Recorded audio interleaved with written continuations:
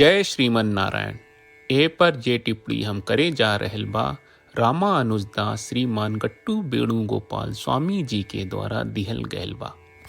अध्याय 17 श्रद्धा त्रय विभाग योग श्लोक 16। मनः प्रसादः सौम्यत्वं मौनम् आत्मविनिग्रहः भावसंशुद्धिः इत्येतत् तपोमानसम् उच्यते। ओम। गीताचार श्री कृष्ण परमात्मा अर्जुन समेत हमनी सबके श्रद्धा त्रय विभाग योग सिखा रहल बानी। परमात्मा कहत बाड़न, हे अर्जुन, मन के शुद्ध और शांत रखल, शांत से सोचल, बिना क्रोध के सोचल, दूसरा के प्रगत के इच्छा कहल, चुप्पी यानी संयम से बोलल, आत्म संयम यानी मन के ओ बात पर स्थिर कहल जौन हासिल करे के बा, और सोचल पवित्र आत्मा यानी आत्मा के अलावा कुछ और न सोचल। अगर ई सब अभ्यास कहल जाए ता एकरा के मन के तपस्या कहल जाला। ई कह के श्री कृष्ण परमात्मा हमनी के मन के तपस्या करे के निर्देश दे रहल बाड़े। ऐसे हमनी के शांति से और बिना क्रोध के सोचे के शुरुआत करी जा। हमनी के मन में शांत रखी जा। हमनी के एगो सौम्य स्वभाव होके जौन दूसरा के भलाई के तलाश करे, बिना मनमाना व्यवहार कहले, मंद मंद और धैर्य से बोलल जाए, आत्मा और परमात्मा के मनन करी। ऐसा अभ्यास जारी रखत और श्री कृष्ण परमात्मा के प्राप्त के अपन जीवन के लक्ष्य बनाई। खाली श्रीमन नारायण के लक्ष्य लेके हमनी के श्री कृष्ण परमात्मा के वचन के श्लोक के रूप में दोहरावे की कोशिश करी जा। मनः प्रसादः सौम्यत्वं मौनम् आत्मविनिग्रहः भावसंशुद्धिरित्येतत् तपोमानसमुच्यते। श्रीमद् भगवत गीता का पूरा सार श्री कृष्ण परमात्मा ने अध्याय 18वें के श्लोक 65 से 70 में 8 काम करे खातिर दिले बाड़े। श्री कृष्ण कहले, हम ओ लोगन से प्रेम करनी जो लोग इन 8 बातन के मान तारे। हम ओ भक्तन के हर तरह से रक्षा करब।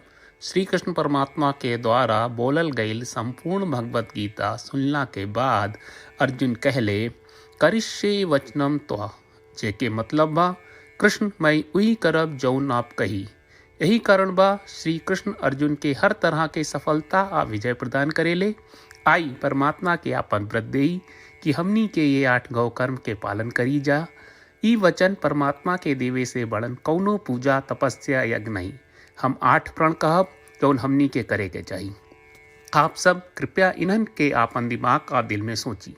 श्री कृष्ण के आपन वचन देवे के ई तरीका में हमनी सबकी कल्पना करे के चाहिए कि श्री कृष्ण का चेहरा खुशी से चमकत बा और खुशी के एहसास करत बा। जय श्रीमन नारायण। यहाँ हमनी के 8 वादा बा। हमनी के पहला वादा, हे श्रीमन नारायण, आपका निर्देश के मुताबिक हम हमेशा तोहार ध्यान करब और तोहार बारे में सोचब। हमनी के दूसर वादा, हे श्रीमन नारायण, आपका सलाह का अनुसार हम हमेशा आपका भक्त रहब। हमनी के तीसर वादा, हे श्रीमन नारायण, हम आपन सब काम तोहरा सेवा के रूप में और तोहरा संतुष्टि खातिर करब। हमनी के चौथा वादा, हे श्रीमन नारायण, जैस की आप माने के कहले रहलू, हमरा बहुत विश्वास बा कि हम आपके होई और हम हमेशा आपन दोनों हाथ जोड़ के आपके नमस्कार करब और आपकी पूजा करब। हमनी के 5वां वादा, हे श्रीमन नारायण, हमरा के तोरा बात माम एकम शरणम ब्रज 1866 याद कहले, जहाँ आप हमरा के आपन का अर्पित करे का कहा। श्रीमन नारायण, मैं हमेशा तोहरे शरण में रहब। हमनी के 6वां वादा, हे श्रीमन नारायण, हमरा के तोहरा बात माँ सुचहा 1866 याद कहले कि आप हमनी के शोक ना करे का आश्वासन दे रहे बड़े, हम अब और शोक ना करब। हमनी के 7वां वादा, हे श्रीमन नारायण, आपने हमरा खातिर श्रीमद् भगवत गीता के वितरण करके हम सबके कृपा कहले और आशीर्वाद दहले बा। हम वादा करत बानी कि रोजाना कम से कम 1 श्लोक पढ़ब या सुनब। हमनी के 8वां वादा, हे श्रीमन नारायण, आप गीता के पूरा मानवता तक ले गयलू। हम गीता में आपके दिव्य वचन के उन भक्तन तक पहुँचावे के प्रयास करब जे गीता से अपरिचित बा। हे श्रीमन नारायण, हम उई करम जौन तू करे का कहब, हम ऐसन व्यवहार करब जैसन आप चाहत बानी और हम खाली आपका खातिर काम करब।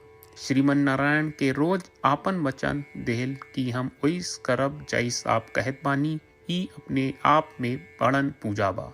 श्रीमन नारायण करशे वचनम त्वा, श्रीमन नारायण हम तोरे निर्देश के मुताबिक काम करब। सर्वम श्री कृष्ण अर्पणम अस्तु। जय श्रीमन नारायण। मनः प्रसादः सौम्यत्वं मौनम् आत्मविनिग्रहः भावसंशुद्धिः इत्येतत् तपोमानसम् उच्यते। ॐ मनः प्रसादः सौम्यत्वं मौनम् आत्मविनिग्रहः भावसंशुद्धिरित्येतत् तपोमानसमुच्यते।